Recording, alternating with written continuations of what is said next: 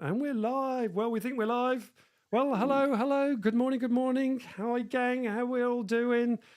It's Leaders Live showtime, folks. It's showtime again, folks. And I'm Andrew Jenkins, and this is a short countdown timer to help the various live feeds catch up and settle down, and all those things that technology needs to do. And talking about technology, we're hanging out with CTO of TECHGIANT, Ian Taylor, CTO.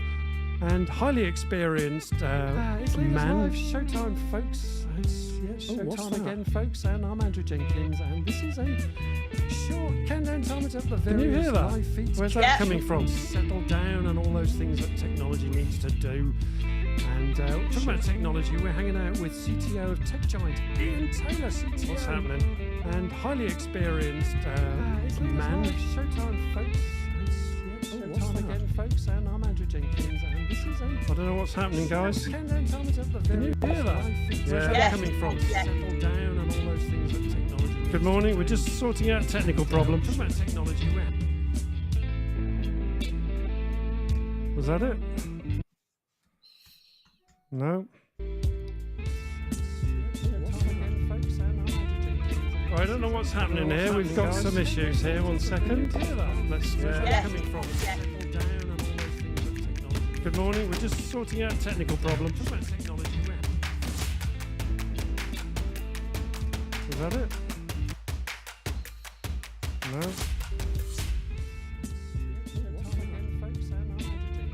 I don't know what's happening here. We've got some issues here. 1 second. Let's. coming from. Good morning. We're just sorting out technical problems. Talking about technology, Was that it? Morning, so do you like over here, Andrew? Is that? Are we all sorted? I don't know. I can still hear stuff in the background. We've got some issues here. 1 second. Let's. There's some sort of replay, echoey thing. There's some replay or other. I don't know what's happening here. Folks, we're just trying to sort out a technical problem at the moment. Just bear with us. So do you like over here, Andrew? Is don't that, know are what's we all happening sorted? I don't know. I can still hear stuff in the background. We've got some issues here. 1 second. There's some sort of replay, echoey thing. There's some replay or other. I don't know what's happening here. Folks, we're just trying to sort out a technical problem at the moment. Just bear with us. So do you like over here, Andrew? I don't know what to do about that here. I don't know. I can still hear stuff in the background. We've got some issues here. 1 second.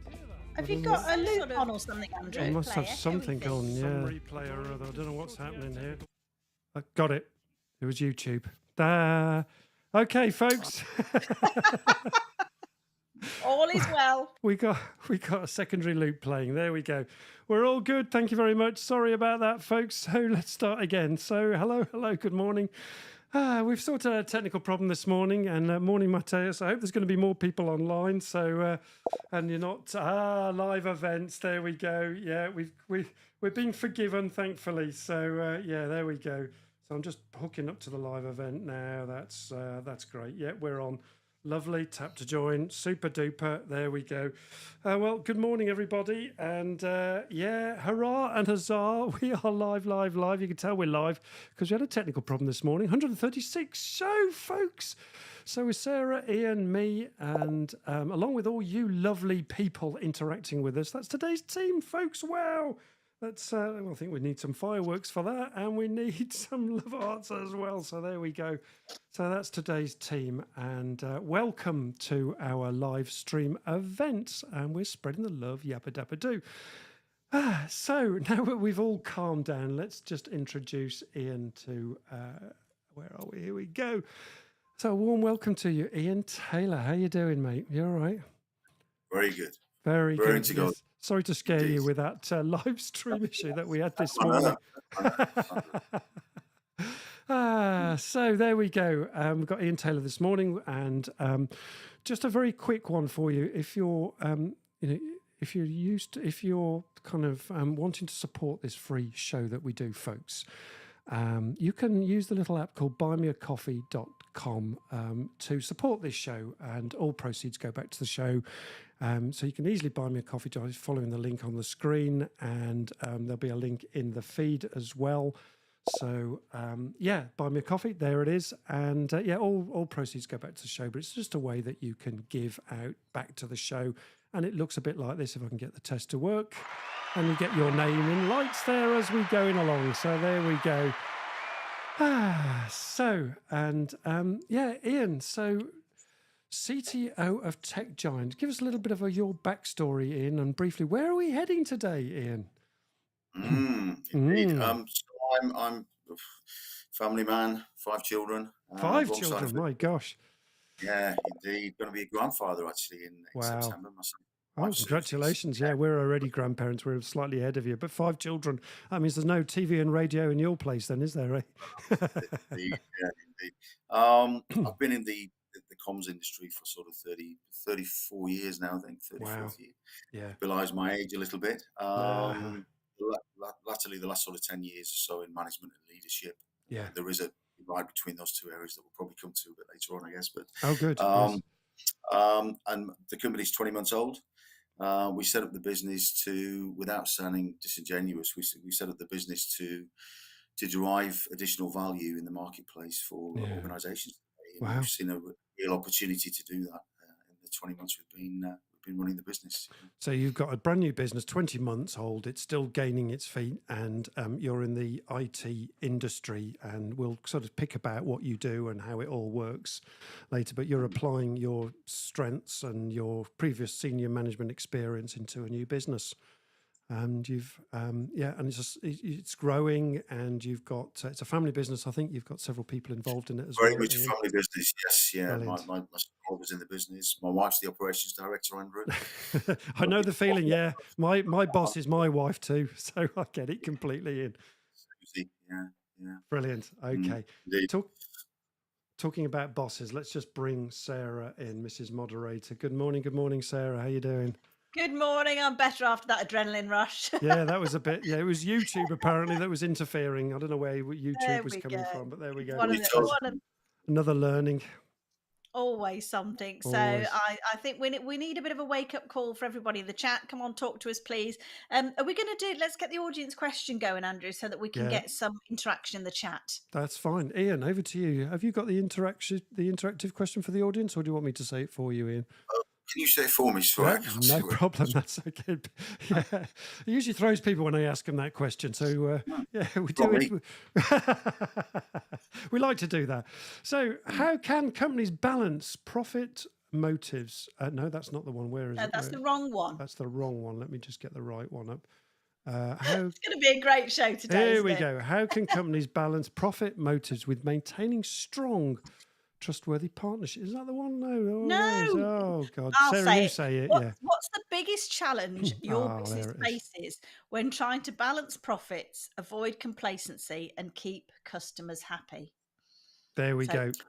Yeah. Please talk to us in the chat, and Please the questions talk to are us. going in the chat now for you. Lovely, thanks. So what's the biggest challenge, folks, that your business faces when trying to balance profits, avoid complacency, and keep customers happy? And clearly I've got the wrong version of that. There we go. Live, That's why baby. you've got me. That's why we got you, yeah. So yes, please interact with us so we know that you are listening, and yeah, this is an interactive show, so that's part of the whole feature of Leaders Live, that you can join in and interact with us.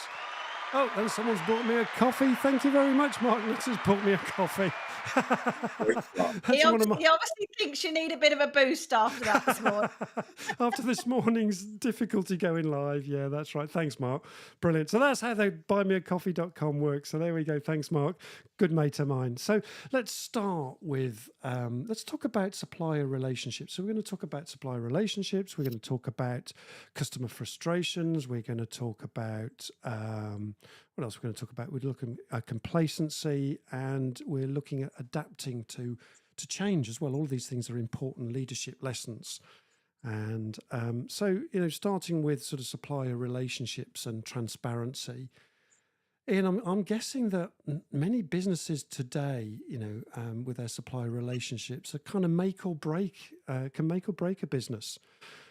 So, what are the kind of key strategies that you recommend for ensuring sort of transparency and trust between suppliers, vendors, and customers? Ian, take it away for us. I, I think the kind of position that we're in is as an effectively a middleman, a consultancy, an advisory sort of agency. We have suppliers on one side and we have customers on the other side. And I think for us, listening is a key thing. Listening to both sides of the marketplace is an essential aspect of what we do, the value we provide. You know, in terms of the noise and the communication and the misinformation, I have to say at times, and the hype and sales hype from the suppliers, the commitment to roadmap and future R&D. You know, the hype and the trends within the IT industry are pretty well known, and balancing that with, on the other side, with customers, I guess, and their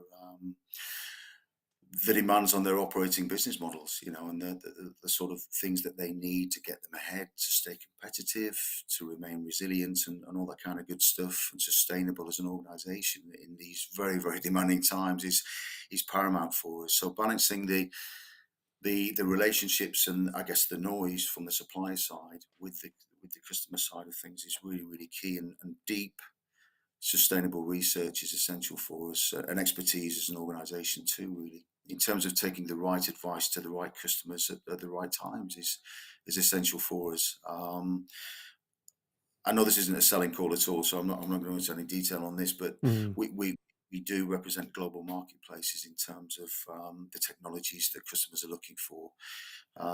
We provide honest, transparent advice, and that advice can only be given in such a way if we are experts in the marketplace and we're getting the right advice and the right communications from the suppliers. But I guess equally, it's understanding, you know, the customer's frame of mind, legacy investments, and the demands, as I say, in the OpCo model, and other things there as well. So yeah, it's a balancing act between the two, but the key fundamental thing is listening. Listening, okay. And you talked about transparency, and I know your business is acting as a middleman, so just trying to bridge some of the stuff that you're talking about there. You know, you act as a middleman between suppliers and then end users, and you're filtering out a lot of hype and noise.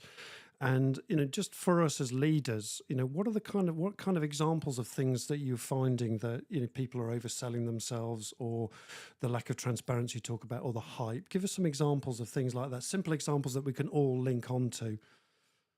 I think there's a lot of the older way the IT industry used to operate was, you know, large direct sales teams. Going into opportunities, certainly in the service provider community. And what I mean by that is those organizations, those large global regional organizations that provide services over the top of other vendors' solutions and products and things. And a lot of the I guess the advisory aspect of what we do is around the reality of choice in the marketplace. Okay. Ideally highest value, lowest risk. There's a lot of would-be suitors for organizations today in all areas of technology. And I think if you go and talk to maybe, you know, one of the main service providers, they'll only give you a version of the truth based on what's productized and industrialized for them. And one of the big things that, as I say, we offer to the marketplace is around whole of market review, with evidence-based reports and all that kind of wonderful, great stuff as well. And punching well above our weight, to be honest. I mean, the kind of companies that's in the market are people like Gartner, Forrester, Frost & Sullivan, Hackett Group, you know, multi-million pound organizations. Okay. Bringing that into some, sorry, Andrew, bringing that into some form of truth is essential for customers. Yeah, I'm with you. So what you do is you provide a service that helps to filter out some of that noise from all the vendors and suppliers out there. And you try to work out, okay, what's really going on here, create a level playing field for customers, because that must be quite difficult, isn't it? If someone's looking for an IT solution, say, for example, and they go directly to the supplier, they're getting they're getting their version of the world, and, you know, our product is the best thing since sliced bread, et cetera, and then you've got to cut through all that noise. And I think what you're saying is that your company steps in there, is that correct? And then sort of, you know, works out who the suppliers are that could help that particular company, and then filter out the background noise a little bit so that, you know, you get a level playing field and the offering is well understood and the benefits and features that are different from each company might, you know, you might highlight those in a sensible way that makes it easy for people to understand. Is that what I'm picking up? Absolutely, yeah, Perfect. absolutely. And Okay. in addition to that, Andrew, filtering the noise as well, because if we're Mm. involved in a project, there's a lot of salesmanship, shall we say, goes on within the industry, as it is within every industry. And it's a people business like every other business on the planet, really. It's about people, it's about transparency and honesty. And one of the big things that we bring in is that ability to not control the vendors and suppliers, but certainly to represent them within a niche shortlist into Okay. the. So So you we help. drown out all of that sales hype and Yeah. noise with, everybody wanting to be your best mate every other week and finding out and we do a lot of that piece as well. So and actually, that kind of step in the middle is really helpful for the end user, right? Because they're not then having to interview each company. yeah, You do that on their behalf, and then you represent those groups of suppliers. And that could be for what sort of technology are we talking about here? I mean, presumably there's a wide-reaching technology base here. So absolutely. give us some Pretty much examples of some of the stuff. pretty much any IT related aspects of So that the could be telecoms, it could be a new platform, it could be connectivity, fiber, yeah, service management. The yeah. whole nine yards, really. Yeah, And things everything like pretty much. communication tools, perhaps, office suites, all those things. Absolutely, the whole piece. Okay. Licensing, efficiency programs, everything Licensing, really. yeah, good point. All of those things. Yeah. So you really It's a great. act as the kind of expert, a bit like what Gartner do on a big level. You're sort of niching that down in terms of getting all the suppliers lined up so that it makes it an easier job for the customer to make a choice, right? I will add to that, Andrew. Actually, without the Mm. heavyweight premiums that those big boys provide, and probably, Indeed. I may say, there's probably more depth and width across the review Yeah. piece as well. So, Brilliant. the big boys trying to work with the sort of reputable brands and the Yeah. the leaders within the marketplace. There's so much choice now. Okay. If you look at unicorn organizations that come out, the app DevOps type organizations, the clever coders, there's so much to offer now in the market. Okay. So an example of this could be, so if people are looking in their company for some AI tools, you might be able to help them with leveling that playing field, because that's something that's quite topical for a lot of people listening, perhaps. Indeed it is. Right. Yeah. So there's a great example, folks. Let's just give you a break just for a minute. Sarah, what's going on in the feed so that we can catch up with the audience a little Right. bit? So answers to the audience question. Excuse me, I'm just going to sneeze in a minute. Achoo. Oh, excuse me. Bless you. There, that just shows we're live. There we go. There we go. I think we all know we're live after this morning. After this morning, yeah. So Rebecca Jenkins, the biggest Morning, challenge Rebecca. is ensuring all expectations are understood. It takes deep insights to achieve this. Good point, re-listening and transparency. So key. Yeah, and cutting through that background noise and getting honesty is something that, and the hype that you said, Ian. Any thoughts that you want to add to that, Ian? I think, you, as in life itself, you have to decide whether you're one of the good guys or not, and excuse me, when we're talking before about balancing healthy profits with customer satisfaction, there certainly, as we all know, they're not mutually exclusive. In fact, they're codependent. You can't really, my belief is you can't really run a sustainable, successful business with growth without having both, Yeah, you need profit. The sincerity behind it as well. Very important. So you need profit, obviously, but you also need to be authentic and deliver what the customer wants. And it's not just a one-sided game, is it? It's balancing those two is just really important. And, having transparency around that is vital, is what I'm hearing you saying, Ian. Right. Okay. Sarah. Lovely. Kathy Heath says, Hello, constant, biggest challenge is constant audience growth and engagement. Yeah, very good, Kathy. And actually, Kathy runs a tech business in the health sector, so a Healthy Minds Club.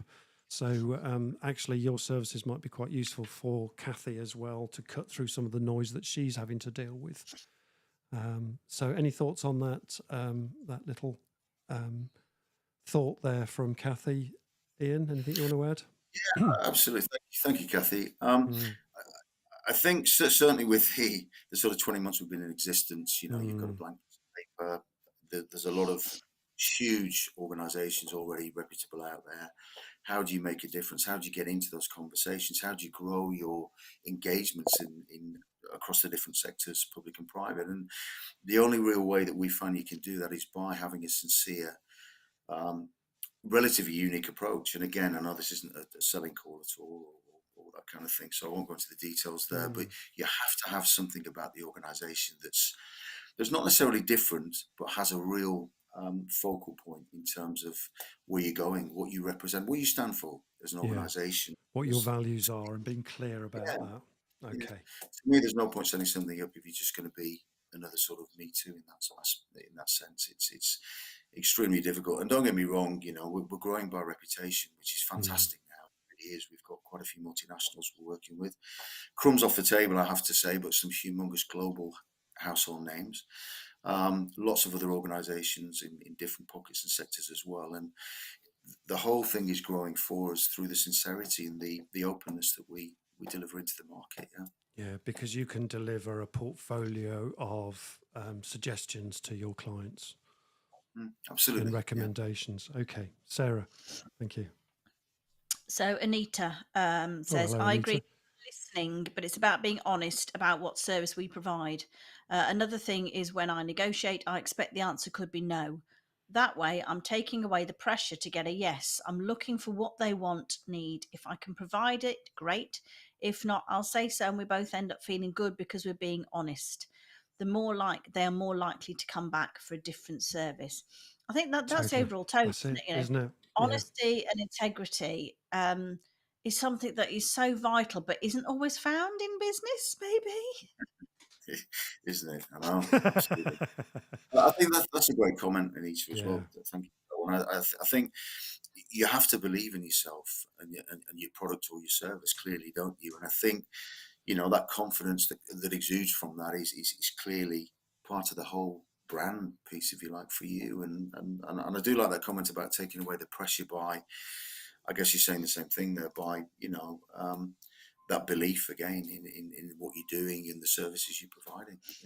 I think that's so key. And there's the generalization, isn't it? Look, regardless of the technology which you're handling, the generalization here, the learning from a leadership perspective here is that whatever you're doing is, have the belief in yourself and the confidence in your product and your services, and, transparently, extol the benefits of those because you believe in them, right? And it's not then just smoke and mirrors. And we provide all of these things, but really we don't. But we'll tell you we do, but we might not do, which is where there's a lot of that. There's a lot of that. Right, a lot of ego and hype. Okay. Sarah, is there anything else you want to say? Yeah, finally, Matthias, the biggest challenge is to listen to everyone's perspectives, make profit and get the best of all worlds. At the same time, make sure it's in accordance to your organisation's values. Yeah, spot on. Really like that. Thanks, Matthias. Well said, and well articulated. Just going back to Anita's point there, I think there's some really interesting learning here, Ian, for all of us, isn't there?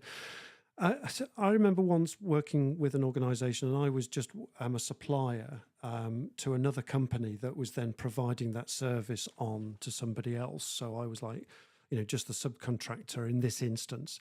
And I remember this guy saying to me that, look, we need to pander to what the client wants, regardless of whether it's right or wrong. And I'm kind of saying, well, look, I know I'm just your supplier, but actually I don't agree with what the client's suggesting here. I think the client needs educating because they're going down the wrong path here. And he was unwilling to then challenge the client. And I found that quite disturbing, actually, because he was just saying we've got to give them what they want, even if it's what we know they don't need. We'll do it anyway because it's what they want. And it really disturbed me because it just didn't feel authentic. And I think most clients will value an expert saying, I know you want X, but you don't want X. Honestly, believe me, you don't want X. You need Y. And for these reasons. And, that's being honest and actually saying no at times to the client rather than just yes, yes, yes, 3 bags full. How high do you want me to jump? What say you, Ian? Absolutely. And, you have to be bold. Again, it comes back to the belief you have anchored in your product, service, brand. to believe that you can make a difference there. And when you're against the pack, when everybody else is saying something else, particularly in product where it's commodity based type stuff, that sincerity again, hopefully on occasion, more often than not, wins through. And Yeah, sincerity and think but believing in, look, you're going in the wrong direction here, Mr. Client. Can I just bring you back to, look, if you go this way, you could end up being misstepped, and that's being sincere. Yeah, is that what we're saying here? absolutely, and as I say, it's bold, it's brave, isn't it? But you have to bold act and brave, spot on. Yeah, spot on in, and that's part of the service which I'm guessing TechGiant offer as part. He's just kind of going, look, okay, I know they're saying these things, but really, actually you want this, not that. That's just a shiny thing. That's not really the what you really want here. And it's being able to give that advice and give it cleanly, sincerely, authentically, and as an expert with knowledge.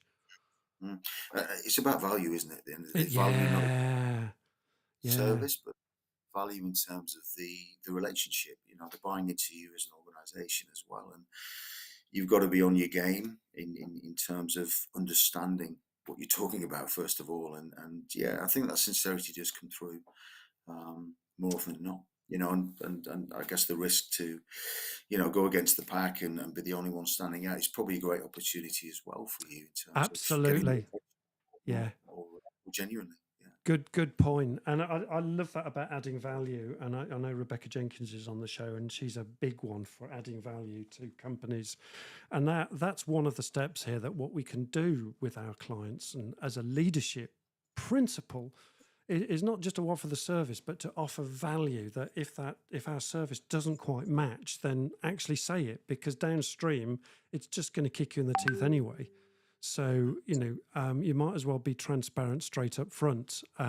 Or the client might kind of value that and kind of go, well, actually, that is what we want. We're just not articulating it correctly. So by adding that kind of value, that knowledge, that background to help our customers is what this is all about. And balancing that with the need for profit, and sometimes we need to say goodbye to a contract because it's not, in the long term, not going to work to us. But from the short term, it looks brilliant on our balance sheet, right? That can be a temptation. It really can. Can't it? It can't. For all of us. Yeah, indeed. Yeah. Good. Okay, let's bring Mrs. Moderator in. Is there anything else in the feed that's just popped in at all? No, not at the moment. So I need a few more comments, people. Please do interact with it. Okay. I think the thing I'm picking up is it's whether you resonate with your clients.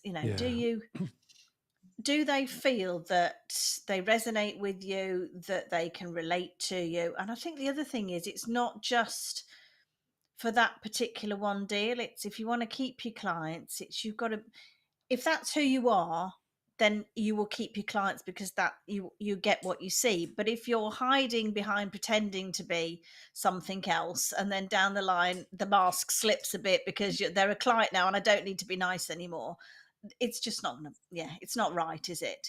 We've got to be authentic, especially where the complacency can come in. So sorry, Andrew. No, that's what exactly the complacency, but also the transparency, isn't it? If your product doesn't quite meet the customer's need, you might as well be transparent about it, or or really just listen about that, because it could be just a misunderstanding, right? Oh, there's a great question just come in from Rebecca. What's been the biggest challenge you've faced, Ian, in putting together a big deal? Lovely question. Wow. I think Rebecca comes out with some real smart stuff. Thank you, Rebecca. Put me on the spot this morning. We like to do that on this show. Look, I think for me, there are all many different aspects of a large deal. The nervousness in oneself. Certainly the attraction of maybe a big logo or a large deal that will take you onto that next sort of plane. Adding to the balance sheet. I think for me, one of the biggest challenges that we see as a relatively new business still is that we are. I hate the term disrupting the marketplace, right? Because everybody throws that one in, and are you really that buzzword? But but maybe and probably not breaking the industry is probably not a good term either.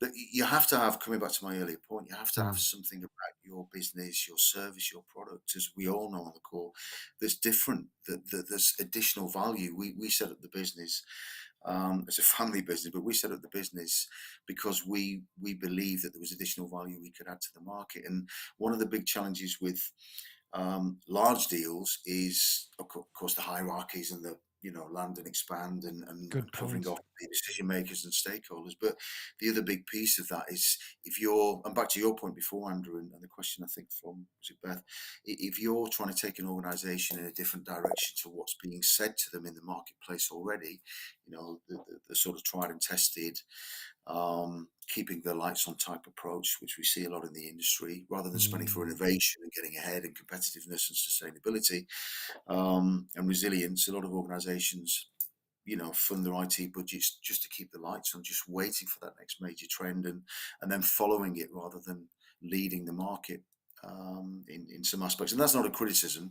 I understand the reservations in that space, but one of the big challenges we sometimes faces AI now, for example. It's a huge, overhyped, massively overhyped topic, but it has got a lot of value in there as well. And it's if we use that as an example, saying in a large opportunity, large deal, it's really about playing all of the strengths of the technologies themselves in a very, I guess, in a very customized way that's very meaningful to that organization. And sometimes you get the naysayers within an industry, largely because they're listening to a lot of vendor hype and supplier hype type stuff, which is there, and some of that isn't a bad thing. Massively in AI, isn't it?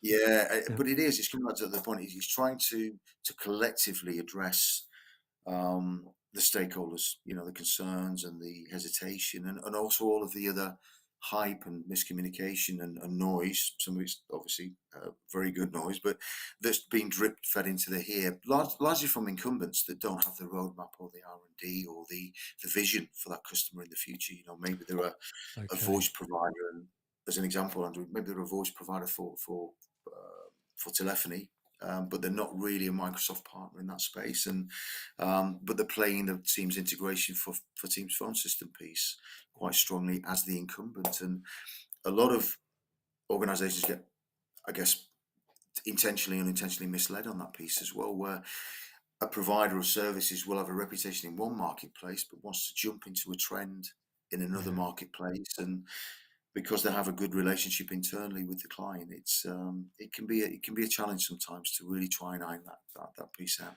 So I'm hearing there's two types of challenges here. One is with the customer and introducing new systems, new change in a large organization where you've got hierarchies, culture. You're probably taking a different direction, or the marketplace has made a big leap forward, like in artificial intelligence, and then trying to bring the customer along in that journey can be quite tricky, particularly with large organizations, because they're incumbent or slowed down by themselves, really, because they're so large. And then the other challenge I'm hearing you saying is how do you iron out and understand the hype that's going on from the supply or the vendors that you're dealing with, to try and work out, well, what is it they're actually trying to say? Because they're using a lot of hyperbole, is that the right word, to talk about their product or their service, and it's cutting through that. It's kind of, well, what is it really? Because and to be able to simplify that, to then talk to your customer and kind of go, look, they're saying all of these things, but really what that means is this. So it's in the interpretation. Have I got that right, Ian? Absolutely. Yeah. So those are the two. Quite nicely, Yeah. So those are the two major challenges, and that affects us all, right? Is being able to cut through that noise effectively. And you mentioned earlier, I'm just moving on now, and we'll come back to Sarah in a moment, but please continue giving your questions into the feed, and we'll get Ian to answer them, or your observations and things that you want answering. So please join in the feed. We're going to move on to complacency and combating complacency, if that's the right word. And as businesses grow, and particularly in large organizations, we've talked about large organizations, complacency often is part of that, or creeps in, and that leads to stagnation. I think you mentioned that earlier. what are some of the signs that you can see complacency in larger organizations that we need to be wary of? And how do you tackle that as the kind of middleman between the suppliers and the big company that needs to make changes? How do you influence that as part of their, being a leader in that? How do you go around that, Ian? What advice have you got? The whole, and this is what kind of shines a light on the incredible importance of your ecosystems, right, with your providers and your customers. And culture is a massive part of business society, the business world. It is. For a lot of organizations, I sound quite negative this morning, I don't mean to, but for a lot of organizations, you probably experience yourself with some of the household brands, there's a lot of tick boxes, there's a lot of disingenuous behavior, insincerity, and it begins really, I guess, with you at home, not at home, but within the core of your, the core of who you are and what, what you stand for, what you represent. And we work with some suppliers that we, that we would every day of the week, be on side with, on board with, because of not just the services and solutions, but the cultural piece, the genuine character, if you like, of the organization, the personality. It kind of fits really well with ourselves. And as we all know, it's easy to smile and everyone's great and this kind of thing, but it's when you get problems with an organization, or when you get problems with a consumer or a customer or a B2B client, that you really show your true colors, don't you, in terms of listening, responsiveness, owning problems, all that kind of good stuff as well. And that's the real, for me, is the real acid test in terms of who you are. And a lot of that is reliability on your ecosystem of supply chain and partners. It's very, very important. I love the way you said that, who you are, and bringing that to the table as well, and recognizing. And you said, look, you thought you were sounding a bit negative to some of these bigger companies. I don't think you are. I think you're actually just being very realistic, Ian. But you're also showing us a pathway, and the light you're shining, I think, if I've got this right, is that, look, part of this, when you're introducing IT into a company, something new like artificial intelligence or a new system, or a new way of doing stuff, then inevitably that company that are wanting that service, part of their change mechanism is that their culture needs to adapt as well, because technology now is so, it's not simple stuff anymore. It involves a huge amount of corporate change to go on. Attitudes need to change. The speed of decision making is often affected because IT systems make things more effective, more efficient, which inevitably has an impact on the people, the culture, the way teams are led, the way decisions are made, and often can speed up those things and cut through hierarchies, which the company may not be ready to address, Ian. And it sounds like what you're saying, if I've got this correct, is you're recognizing that and having to tread that delicate balance with that company in terms of, look, yes, we're introducing this, but equally this will have an impact on you and your people. Absolutely. Again, Andrew, people, process, technology, it's key. The mix of those ingredients is essential to any project. And far too many organizations tend to just throw technology at things. A couple of projects working on right now where we're trying to look at the change management process around the people and the human resources. There you just go. Boom, there's a platform. Let's hope it works, kind of thing. It's not just the technology platform, is it? What you're saying is, yes, there's a technology platform here, but that will inevitably lead to a culture shift of some description, because it's going to change your organization.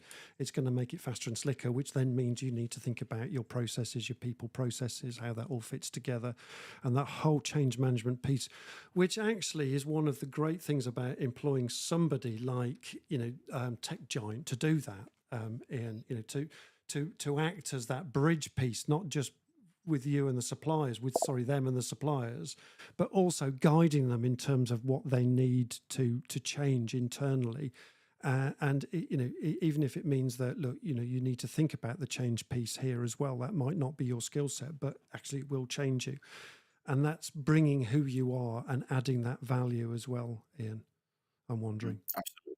Yeah. Yeah. Fully Okay. agree. Absolutely. Yeah, it is indeed. Let me just bring back Mrs. Moderator for a moment. Anything else going in the feed that you want to mention?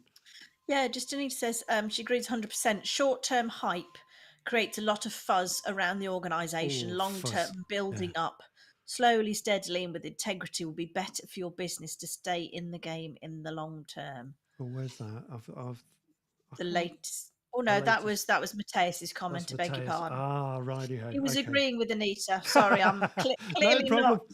Can't No. get the staff, can Ah, I think brilliant. one comment just that came to mind when you were talking, Ian, about when you do put technology into companies, and I'm thinking of places where I've worked, and sometimes companies would benefit from somebody coming in to work on a change management point of view to kind of dovetail with the tech going in, because a lot of people, particularly if they've been in the company quite a long time, can be very resistant to change because it frightens them. Indeed. Particularly, dare I say it, older people with new tech coming in, and it feels like there's a lot to learn. So just reminding people that actually, change management, having somebody come like Andrew coming in to do some change management stuff within an organization when you're implementing stuff is really, really beneficial. You have to get that piece absolutely right, don't you? It's the foundations of change, if you like. Yeah.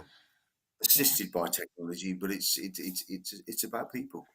I think technology is changing so rapidly still that, yeah, it can be a bit scary, can't it? The boss says, right, we're doing this, and you think, oh, help, what am I going to do? Can I do it? Is it going to work? Is it going to break? If it breaks, who do I speak to?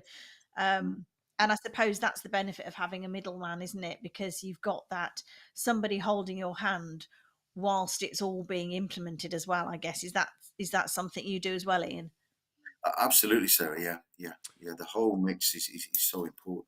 You can't. And really I think those partnerships, Ian, sorry, just breaking in there, that the partnerships, that's a challenge, isn't it? Is bringing, you're bringing in the technology change, but equally is the change management piece, and it's working with those people that can help the company that you're working with. And I wonder whether there's an opportunity there as well to say to the company, look, there's some change management stuff here, and I recommend such and such person, somebody like myself, to come in and help in that process, to kind of go, look, I know this guy, he works really well with the people process, you need to do both here.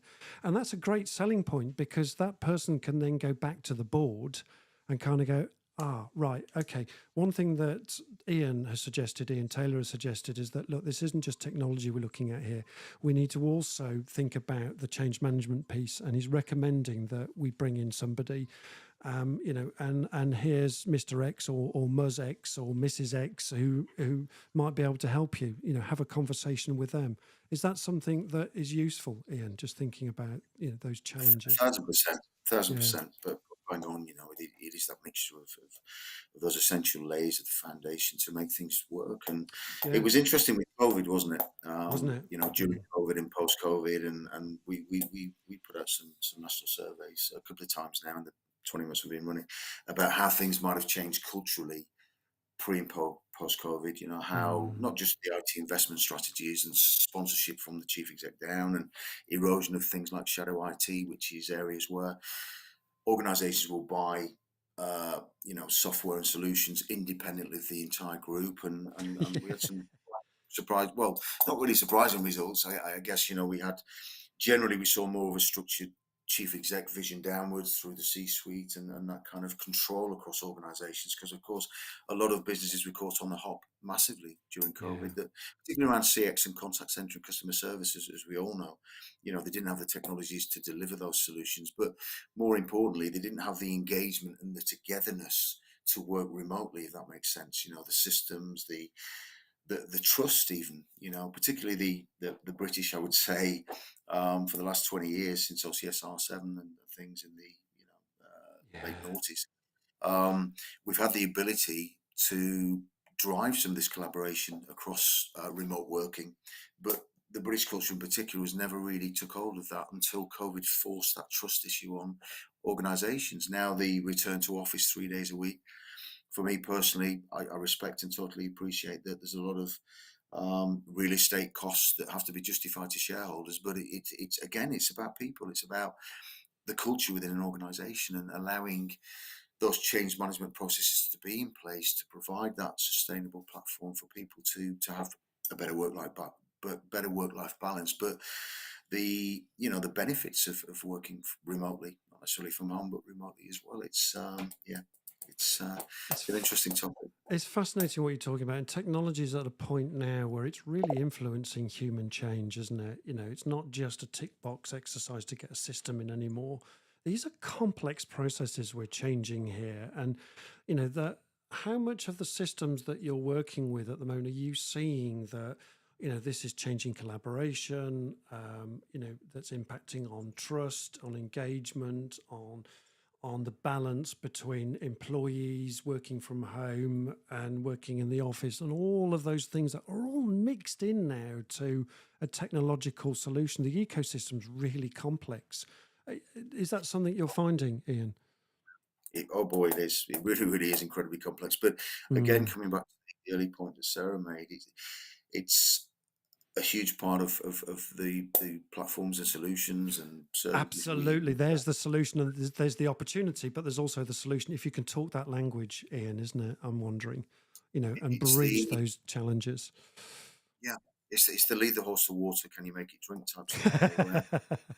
Yeah. It's a marvelous time we're living in terms of technology, and Isn't it? I don't want to quote the old phrase, the possibilities are limitless, but they feel like they truly are. Some of the things that we're working on with real niche type advanced technologies in certain areas are just mind-blowing for us in terms of the demand from certain areas of the marketplace to get ahead, to remain, not just remain, but to drive that competitive edge, to solve employee churn and attrition, all those kind of wonderful things, but also to serve customers better. There are some tremendous projects we're working with at the moment that are mind-blowing. We couldn't have even imagined just a couple of years ago, that all go towards serving customers better and yes, retaining customers and accounts and land and expand and upselling those, but the customer service, there's some wonderful things happening at the moment. There really are. And it's that very tight relationship now, isn't it, between the company that are selling products to the customers that they're attracting, and that whole transparency piece and all of those things. So technology is driving that. No longer have you got a supplier and a customer. They're becoming very much a kind of partnership now and a collaboration, and that's what technology is doing. So it's not just about chucking in a system.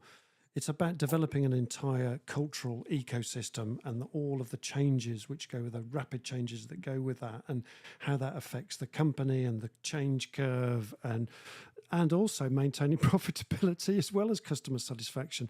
These are hard things to do. And talking about, let's talk a little bit about customer frustration for a moment. We're kind of coming to the end of the show, believe it or not. We're whizzing towards the end. But, from your experience, what are some of the effective processes that, that you can deal with to address complaints and customer frustrations and turn those situations around to opportunities, Ian, through the work that you've done? Excuse me. I think first and foremost is ownership. Yeah. Ownership of a problem at a level senior enough to be able to make a difference and change things for a customer. Clearly understanding that issue and the impact of that issue on that customer as a business, but also as that individual that probably has their head on a block if it's a significant issue. Open communications, two-way communications, two-way comms is essential. And responsiveness is key there. But doing what you say you'll do as an organisation that is trying to resolve an issue with a customer is paramount, as we all know on the call. It's a vital aspect, that genuine sincerity to first of all to understand, as I said, the issue and the impact of the issue and the impact on the individual on the site or within the organisation, and that sincere approach to getting things sorted out is crucial. I love the way you said that, Ian. And don't do the cover up. Actually, this is about two-way communication. If you've got something wrong, put your hand up. Because actually, when you do that, you can change an organization. I'm just picking up from you that if something has gone wrong, say, from the supplier angle, the supplier could cover it up and kind of go, oh, let's just pretend it's not there. Or likewise, the other way around. But actually, if you're open about it and kind of go, actually, we've misstepped here. We didn't see this one coming. And actually, we've recognized now that we need to make a change internally to stop that happening again. And actually, it's going to bring us closer to our customers. Then actually, the relationship between the two parties at that point can be even closer because people are putting their hands up and kind of going, actually, we've recognized we've misstepped and we need to do something about this. And can we have your help to help us to solve this? Because we've bumped into something we didn't experience before, probably because it's down to the people again and an ecosystem problem. So rather than covering it up, actually you can get closer relationships with your customer because you've messed up, right? If only you're sincere. Yeah, no, absolutely, Andrew. And as we all know, the marking of somebody really is when things are going wrong, isn't it? Personally, totally. it shows your true colours and your true intent, and your business character and your personal character. Yeah. I like that. Mark of a person's character is how you handle a mistake. I love that, and that's a great learning for us all, folks. And it's fascinating, the world that you're in, Ian, although it's highly technical, actually, we can't get an understanding of it. That this is quite an interesting, unique bridge piece that you're playing here. That, it's really understanding quite a big dimension, not just the technology, but the impact of that technology and how that's going to affect the company and the whole transparency piece, and being able to hold your customer's hand through that change journey is hugely beneficial. And that's, one of the reasons why to employ somebody who's a middleman between the end customer and the suppliers, not just for the tender, but also, the introducing the technology once you've made up your mind on which supplier you're going to use, right? Yeah, absolutely. And again, coming back to the main theme of the session, it's about people, isn't it? It's always about people. Yeah. So let's just shout you out for a moment, Ian. So we've got I don't know where to start really. Where do you want to start? Let's look at your website for a start off. This is TECHGIANT Corporate IT Solutions. It's not displaying properly at the moment, but your website is just give us a quick nod on your website, Ian. What, the URL? Yeah, URL. It's techgiantworkplace.com. Techgiantworkplace.com. Workplace.com. Now, you've got a couple of offers here as well, haven't you? Can you talk us through that? And then I can bring up the appropriate slide for you. Yeah, thank you. So we've got a couple of... So we talked earlier on in the session about an identity for an organisation, about something you're doing to create additional value to the marketplace, and a couple of things that we're doing. That's our centricity curve, which is basically reviewing entire global markets and giving you a top 10 or a top 5 based on about 48 different metrics. And we'll give you that report, evidence back with all the evidence in for free, absolutely for free. You can read it and throw it in the bin, or you can read it and take all advice. So if you're looking for a tech change, just taking a step back in so we can understand this, if you're looking to implement some software somewhere or a system, then actually fact, your organization can help you to kind of just put that piece together and work out who the players are and do the analysis piece for that customer. Is that correct? Absolutely. So we work quite tightly with all the procurement departments as well as IT operations and things. Lovely. And it's there, telco, telecoms, collaboration, connectivity, cyber, anything you can think of. Yeah. So if it's security, if it's cybersecurity, if it's artificial intelligence, if it's a new system, if it's telecoms, whatever it is, your company can help sort of make sense of the very busy workplace or the busy IT technology stuff and make it more transparent for the customer to make the right choice, because it's a minefield otherwise, Ian. It is, and the marketplace is growing, if anything. Yeah. A lot of M&A involved in that around R&D and future roadmap, but it's growing, if anything. There's some superb organisations that are barely 12 months old, 2 years old.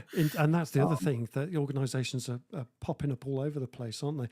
Tell us about this one here, this guaranteed public sector ICT grants. So this is without overhyping it, this is a real industry first. We launched this at DTX in Manchester late May. Wow. It's giving back to organisations. It's giving back a share of the vendor and supplier profits through ourselves under contract to public sector. And we've got a webinar on 2 o'clock today. Actually, a webinar. It's on LinkedIn. 2 o'clock today. Yeah. You can ping me by all means, and I'll send you the link to it. It's a 30-minute session to talk about how you can attain guaranteed public sector grants through TECHGIANT for any future IT spend that you have over 2024, 2025. That includes contract refresh as well. So keeping the lights on spend and spend for innovation, guaranteed public sector grants. Brilliant. From us to you. That is really important because that's going to save you money, folks. So if you want to find out more about that, Ian will pop the link in on the comments feed at the end so that you've got access to that. And that's at today. What time is that again? That is at 2 o'clock today. Yeah, 2 o'clock today. There you go. The cap on that is up to £250,000 in a grant on a single project. Obviously, has to be a large, complex project for £250,000 back to you. Yeah. However, the grants go from 3,000-4,000 right the way up. So anything at all. Okay, so small to big, that's the largest. But equally, if you're working with big clients, I know there's people online here like Rebecca, etc., that work with big clients, and Matthias works with public sector organisations as well. Those might be useful links for you both. So yeah, that's a little bit of a shout out. Anything else you want to shout out, Ian? Just very quickly, we've got a private market. So this is public sector. We've got the private market equivalent, which is our big corporate cash giveaway. Oh, yes, where's that? I wanted to cards here as well. I want to find that. Is that the one there? There it is. No, is that it? Oh, that one. Right. Tell us about that. That gives you a welcome balance of £20,000, and it's real cash. It's not credit note. It's cash back to organisations. That's the private market equivalent of what we're doing in public sector. Again, written into contract with ourselves, and suppliers, and the vendors, and that's cash back to your business. It's your cash. It's not credit note or anything like that to spend against something else. It's cash back to you. We're rebalancing the profits of the vendor industry, the IT industry, vendors and suppliers. That is a webinar we're doing at 11 o'clock tomorrow that you can find on LinkedIn. Well, brilliant. If you pop onto our company page on LinkedIn, you'll see both events advertised. Okay. And please add that to the link on this feed once you've finished as well. So you've got both of those webinars, today's and tomorrow's. So that'll be useful. Thank you. Thanks, Ian. Brilliant. Quick one on what we're doing. Sarah, our CTA. Yeah, just to remind you, if you enjoyed the show, who else can you recommend us to listen? Let's try and grow our audience. If you're out there thinking, I absolutely love this show and I would love to contribute in some way towards the costs, please get in touch. We're always happy to hear people with that. And just a reminder, whilst we do this for free, there's a huge amount of knowledge that Andrew has. All the stuff we do is backed up by his corporate background. If you've got issues, get in touch. We do like to talk to people. Yeah, and if you're looking for someone to help you do the change management piece for your people because you're introducing a complex project through one of Ian's links, say, for example, please get in touch with me as well. And I'd be very happy to help your organisation make those cultural changes because they're, as we've said today, really important stuff.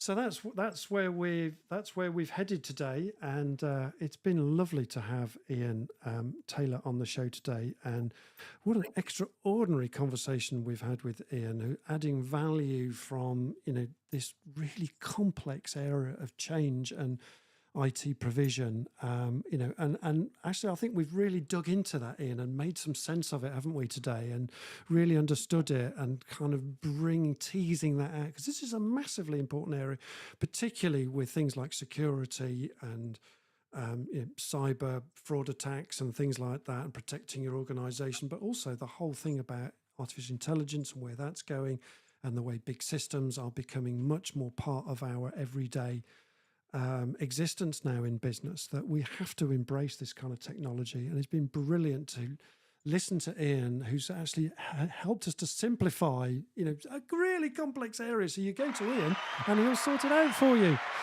Thank you, Susie Taylor. Buy me a coffee. That's lovely. That's That's the Is wife it? I'm with. Is that? Oh, brilliant. So Our ops director sponsoring these, so yeah, that's great. fantastic. Well, I'm loving that. So thank you, Ian's wife. Brilliant. Fantastic. Brilliant. And Okay. our operations director 200. Say again. Don't forget, she's the ops director here as Of well. course, absolutely. She's the big decision maker. I know. I have to do that with Sarah. Everything goes through Sarah. Brilliant. Brilliant. Brilliant. Thank you very much, Andrew, Sarah. Really appreciate it. You're very welcome. So that's pretty well it for today, folks. And just to say the goose for next week. So interesting for next week. So we're making a bit of a. Look. It's summertime, folks, and it's that time of year where the summer holidays are coming, the kids are off, we're going to take that long summer break, and as per our tradition on Leaders Live, we're going to do likewise again this year, especially because we're jam-packed because we've just moved house to North Devon, and we've just got a stream of family and guests coming all summer long, so down to our new house in North Devon. So that's what we're going to be doing, is taking that sort of 6-week period off. So we'll see you again in September, and for another round of Leaders Live from September onwards. So that's the goose for next week. The goose for next week is there's no show for 6 weeks. So as we enjoy the summer period, and I hope the same for you guys as well. And thanks again for Ian for a really enlightening conversation with him on the seriousness of the complexity of IT and making some sense of it. Hope you enjoyed the show, folks, and it's been great to hang out with all you guys again today online. Thanks for being part of our show. We love doing this show, and the podcast will be out shortly too. We might have to cut the beginning of the podcast because we had some technical issues this morning. So in the meantime, that's a wrap, folks. And so from Ian, me, Mrs. Moderator, we're going to say bye to you for now. And we're just going to close out on our intro and wave goodbye to you. So that's all for now, folks. See you again in 6 weeks' time. In the meantime, God bless you, and may God's love shine on you during the summer period, if the rain ever stops. Ta-ra a bit, and cheers for now. Bye-bye. Thanks again, Ian. Boom, boom. Bye for now. Cheers, everybody. Bye-bye. And I will just...